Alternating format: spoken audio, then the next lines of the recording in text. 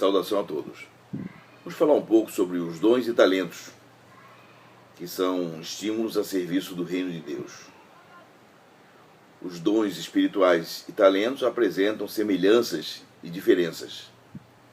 Trata-se ambos de dádivas divinas, que devem ser usados a favor do outro e não em propósitos egoístas. Os dons espirituais e talentos, eles apresentam essa semelhança, como eu falei no início, e resultam da genética de dons espirituais, que resultam do poder do Espírito Santo, onde os cristãos possuem esses dons, enquanto qualquer pessoa, tanto cristão ou não, possui os talentos. Talento pode ser definido como um dom natural ou adquirido, como a inteligência excepcional, ou ainda como um conjunto de habilidades de uma pessoa. Seus dons são habilidades, conhecimentos, experiências, inteligência, discernimento, atitude, caráter e impulsos inatos, que também incluem sua capacidade de aprender e desenvolver-se. Os talentos nascem junto com o ser humano. Trata-se de uma dádiva. Quando se conhece o talento que vem e se tem, ele vai se desenvolvendo ao longo dos anos, transformando-se inclusive em outras qualidades. No entanto, quando o contrário acontece, e não se tem conhecimento do talento que possui, ele se torna inutilizado. Então nós podemos enumerar esses dons em 7 escalas diferentes.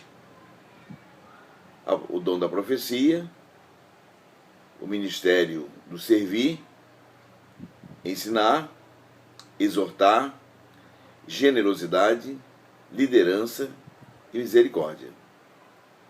E na Bíblia, segundo Coríntios, nós percebemos que a sabedoria, a palavra de conhecimento, a fé, a operação de milagres, a profecia, o discernimento, ou ainda línguas e interpretações, esses dons, eles podem ser compreendidos como aqueles que, de acordo com Efésios, atuam no preparo do povo de Deus, que atua junto do trabalho cristão e no crescimento e desenvolvimento do corpo de Cristo,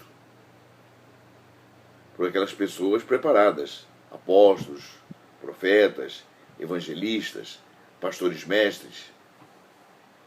Os dons são recebidos por serem usados na vida da igreja. Cada um administra aos outros o dom que recebeu, com bons dispenseiros da multiformidade da graça de Deus.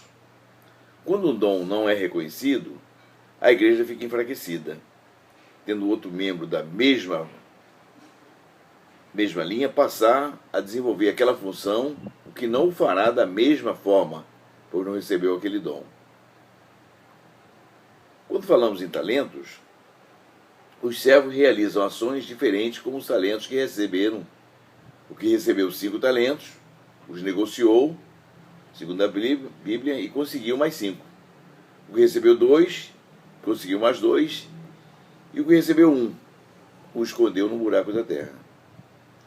Diante da atitude do servo que enterrou o único talento que havia recebido, o Senhor lhe disse: servo mau e negligente, sabias que eu ceifo onde não semeei, e ajunto onde não espalhei. Ordenado que te entregasse o seu único talento, aquele que possuía 10, pois as funções dos talentos serão desenvolvidas assim tidas em abundância.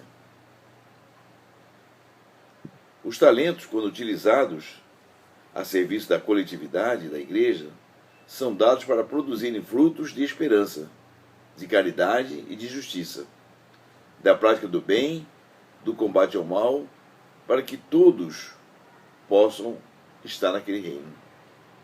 Além dos talentos, dos padres, pastores e líderes, eles precisam também estimular e desenvolver os talentos dos fiéis, ao passo que devem fazer um levantamento dos talentos, que é na igreja local, levar os crentes a decidir consagrar seus talentos, designar tarefas aos crentes de acordo com os seus e proporcionar uma atmosfera adequada para que os talentos sejam usados em ordem e harmonia da igreja local. Os dons espirituais, observamos que no texto do Antigo Testamento consta a referente de dons tendo seu sentido interpretado como um presente dado por Deus ao homem, como por exemplo a comida, a proteção, entre outros.